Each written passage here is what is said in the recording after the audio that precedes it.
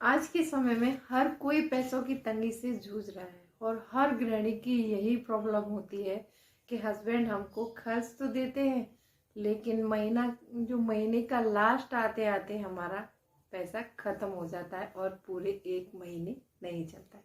तो हर salary person की यही प्रॉब्लम है कि पैसा आता तो है लेकिन बहुत जल्दी खर्च हो जाता है। तो चलिए आज इस वीडियो में इसी के बारे में बात करेंगे।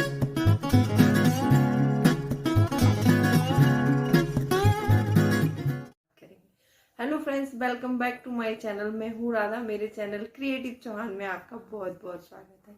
आई होप आप बहुत अच्छे होंगे और सेहतमंद होंगे और आप लगातार मेरी वीडियो के साथ ही बने हुए होंगे। दोस्तों, आज वीडियो में हम बात करने वाले हैं कि पैसा हमारा आता है लेकिन खर्च हो जाता है, एक महीने तक नहीं चलता। उसमें क्या प्रॉब्लम है कि क्यों खर्च हो जाता है? क्योंकि हम अपने घर का पैसे का जो सैलरी होती है हमारी, उसका मैनेजमेंट नहीं करते हैं। तो इसलिए हमारा पैसा पता ही नहीं चलता है कि कहाँ खर्च हो रहा है।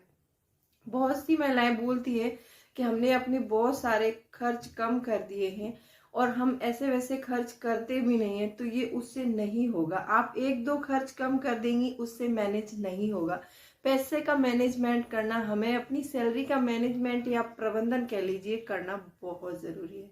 तो वो कुछ कैसे होगा, आज मैं इसमें आपको 10 पॉइंट बताने वाली हूँ जो बहुत इनिशियल पॉइंट है और आप आराम से कर पाएंगे और उनको समझ भी पाएंगे। तो चलिए वीडियो स्टार्ट करते हैं। और आपसे एक मेरा नम्र निवेदन है, अगर आपने अभी तक मेरे चैनल को सब्सक्राइब नहीं किया है तो सब्सक्राइब करिए अपने इस चैनल को और बेल आइकन को भी जरूर प्रेस कर दीजिएगा ताकि ऐसी ही इंटरेस्टिंग वीडियो की नोटिफिकेशन आपको मिलती रहे। दोस्तों, वीडियो पसंद आए तो एक लाइक जरूर कर देना और वीडियो बहुत इंटरेस्टिंग होने वाली है तो वीडियो के अंत तक जरूर बने रहिए। तो चलिए स्टार्ट कर लेते हैं वीडियो को। मेरे सबसे पहला पॉइंट है कि अपनी सैलरी का मैनेजमेंट करें। अब वो मैनेजमेंट कैसे करना है? उसका मैनेजमेंट हमें ऐसा करना है कि हमारे जो डेली नीड्स के खर्चे हैं वो भी चल जाएं और कुछ पैसे भी हम बचा पाएं। अब वो कैसे करेंगे वो आगे के पॉइंटों में हम डिस्कस करेंगे। दूसरा पॉइंट मेरा ये है, सबसे इनिशियल पॉइंट है, हर घर की प्रॉब्लम है, अपने घर का बजट बनाएं। बजट बनाने में आप जो भी अपना नेसेसरी खर्चे हैं, जो भी आपके डेली नीड्स के खर्चे हैं, जो हमारी मूलभूत आवश्यकताएं हैं, उनको हमें फर्स्ट प्रायोरिटी में रखना है। सेकंड प्रायोरिटी वैसे हम देंगे इसमें अपनी सेविंग को रखेंगे। सबसे पहले हमें अपने सारे खर्चों की लिस्ट बना लेनी है। लिस्ट बनाने से होता क्या है कि एक तो हमारा टाइम भी बचता है और दूसरी हमारी फिजूल खर्ची भी नहीं होती है। इसमें लिस्ट बनाने से हम अपने वही खर्चे डालेंगे उसमें जो हमें आवश्यकता है। लेकिन आप ऐसा नहीं करें कि अपनी बाकी जैसे खर्चे हो गए, जैसे कौन कौन सा खर्चा होता है जो हमारी मूलभूत आवश्यकताएं होती है, जैसे होम का रेंट हो गया या फिर आप किसी घर की ईएमआई पे कर रहे हैं, वो हमें अपने होम बजट में शामिल करनी है। हमारे बच्चों की फीस हो गई, हमारे जो डेली नीड्स का सामान होता है, जो ग्रोसरी वगैरह होती है, ये हो गया।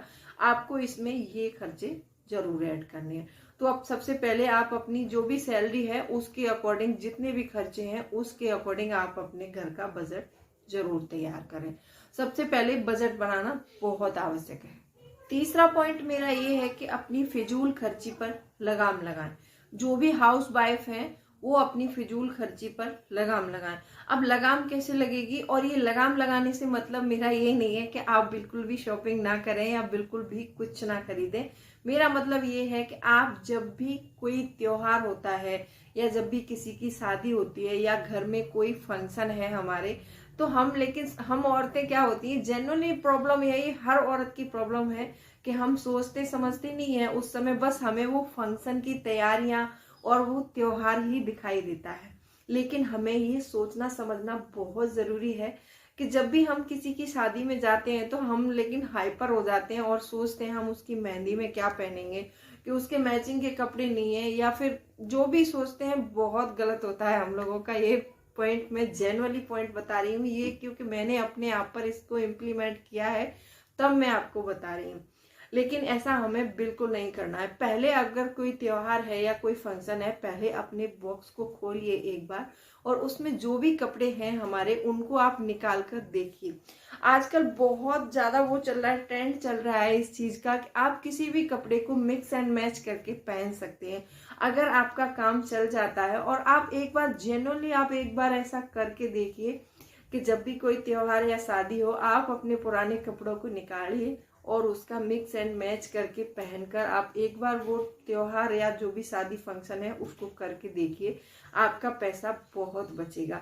लेकिन आपको ये नहीं करना है कि जैसे आपने किसी ऑनलाइन जाके अपने मोबाइल में काफी सारी ऐप डाउनलोड करके रखती हैं लेडीजें, तो क्या करती हैं वो कि जैसे कोई भी आज नया फैशन का कपड़ा आया उन्होंने देखा, बस सोचना समझना नहीं है और वो अपने उसको खरीद लेती है।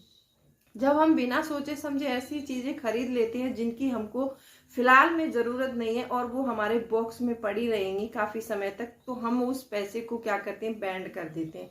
जब वो पैसा हमारा बैंड हो जाता है, जो बॉक्स में पड़ा रहता है लेकिन उससे हमारा कुछ काम नहीं चलता है, तो उस चीज को हमें बंद करना होगा।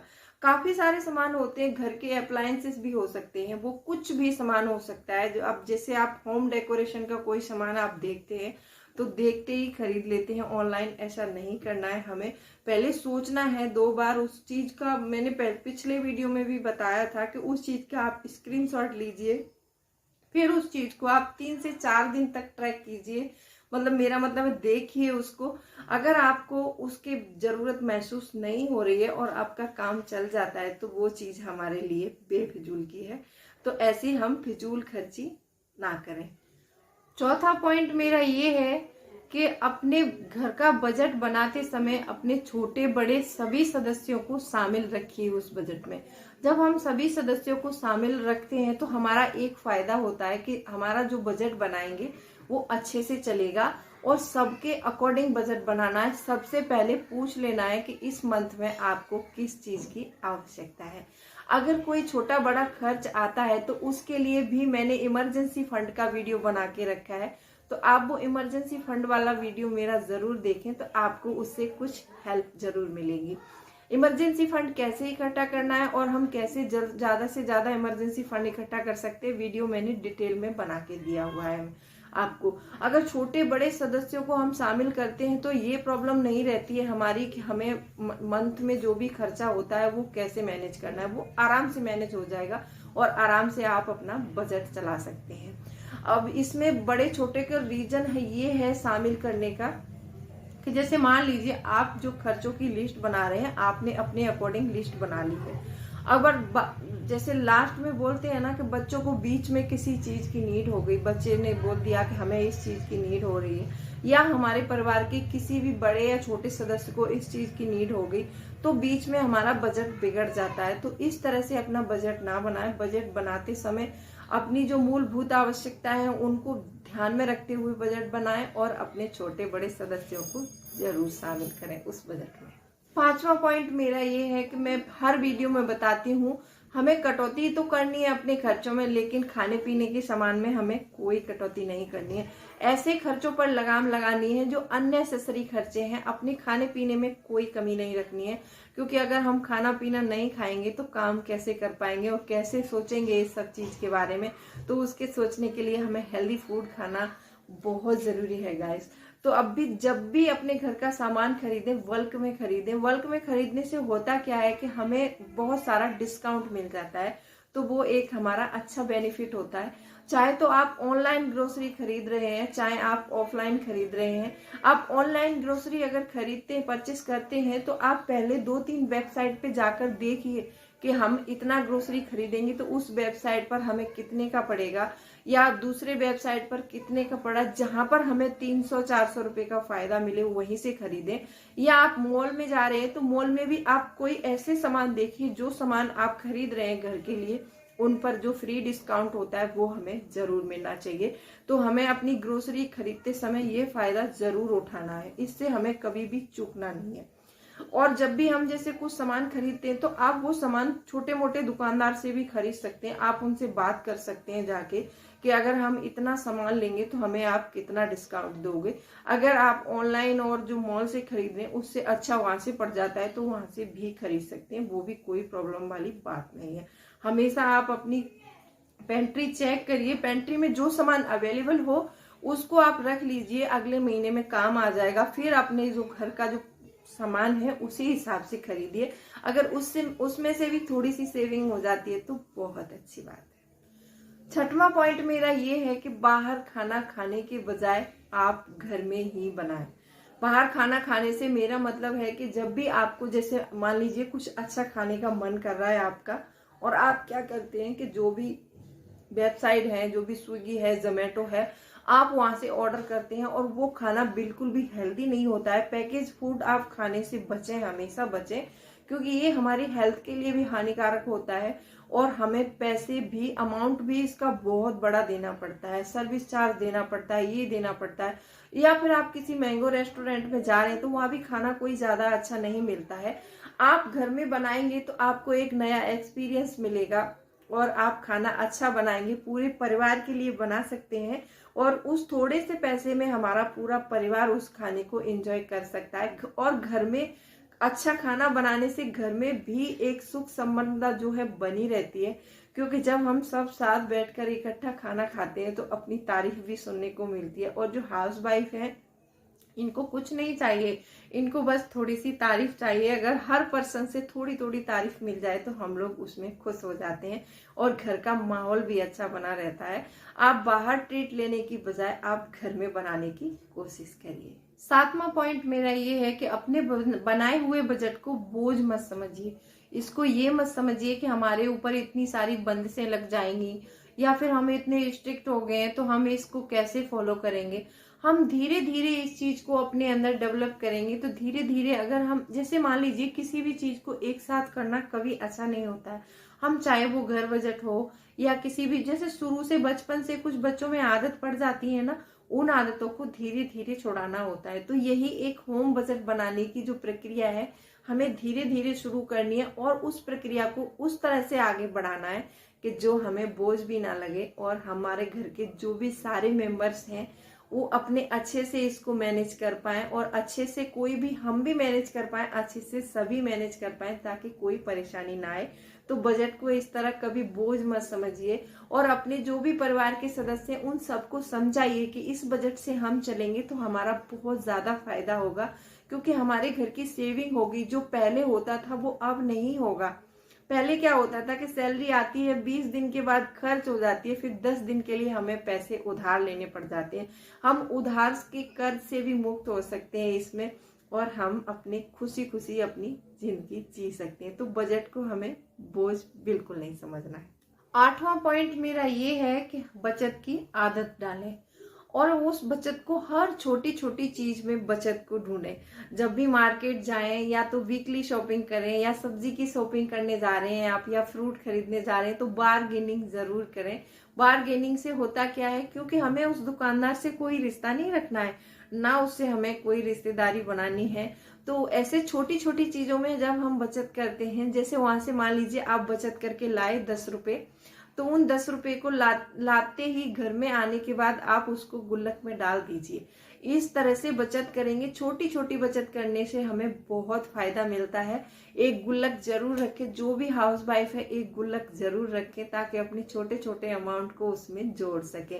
बचत की आदत ऐसे ही नहीं पड़ जाती है, जैसे कि हमने सोच लिया हम बचत कर लेंगे, ऐसे आदत नहीं पड़ेगी। उस आदत को हमें अपने आप में बहुत ज्यादा टाइम लगता है डेवलप करने में, लेकिन धीरे धीरे डेवलप हो जाती है। अब जैसे मान लीजिए आपका बिजली का बिल है, आप उसमें से बचत कर सकते हैं। घर में जो भी हाउस वाइफ है, और कुछ सामान होते हैं किचन में भी, बहुत सारे सामान ऐसे होते हैं, उनमें से भी थोड़ी थोड़ी सी बचत कर सकते हैं। आप जो पानी है, पानी की बचत कर सकते हैं। पानी की बचत आप अपने बच्चों को भी समझाइए इस चीज को, आप हर एक छोटी छोटी चीज में बचत को ढूंढिए। तो मेरा मतलब ये है कि बचत की आदत डालें। 9वां पॉइंट मेरा ये है कि हमेशा इन्वेस्ट करते रहें। जो भी सैलरी कमाते हैं, आप जितना भी कमाते हैं उसका कम से कम 20% हिस्सा अपना इन्वेस्ट करें। चाहे वो स्टॉक मार्केट में हो सकता है, चाहे म्यूचुअल फंड में SIP कर रखिए, चाहे आप एक RD का अकाउंट खुलवा लीजिए उसमें, लेकिन हमेशा इन्वेस्ट करें। ये जो इन्वेस्ट करने की आदत होती है ना हमारी, थोड़ा थोड़ा अमाउंट हम इसमें सेव करते हैं तो कुछ दिनों बाद जाकर वो एक बड़ा अमाउंट बन जाता है। तो हम जैसे अपने कोई गोल डिसाइड करते हैं तो वो गोल हम उससे पूरे कर सकते हैं। इन्वेस्टमेंट कभी हमें छोड़नी नहीं है, हमें हमेशा इन्वेस्ट करते रहना है। जो 10वां लास्ट पॉइंट मेरा ये है कि हमें अपने खर्चों को लिखने की आदत डालनी है।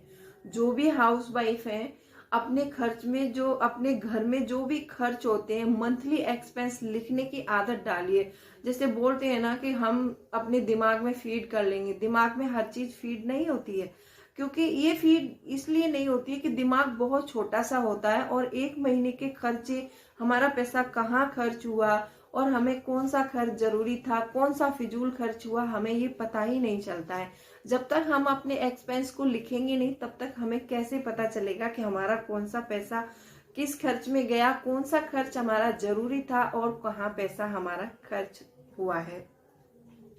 जब हम इस तरह से लिखने की आदत बना लेते हैं तो हमें पता रहता है कि हमारा पैसा जो है कहाँ पर फिजूल खर्च हुआ है। जहां पर भी लगे आपको कि इस महीने में हमारी ये फिजूल खर्ची हुई है, तो अगले महीने में हम उस फिजूल खर्ची को डेफिनेटली रोक सकते हैं।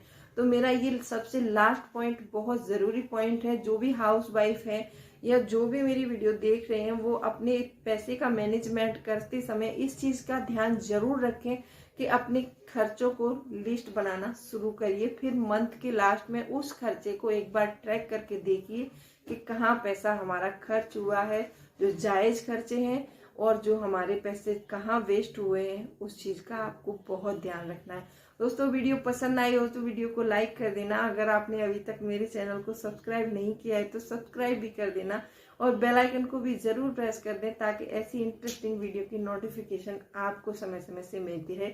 और भी किसी से रिलेटेड वीडियो देखना है तो आप वीडियो मेरे चैनल में आके देख सकते हैं। तो चलिए, मिलती हूँ अगले वीडियो में, तब तक के लिए बाय बाय।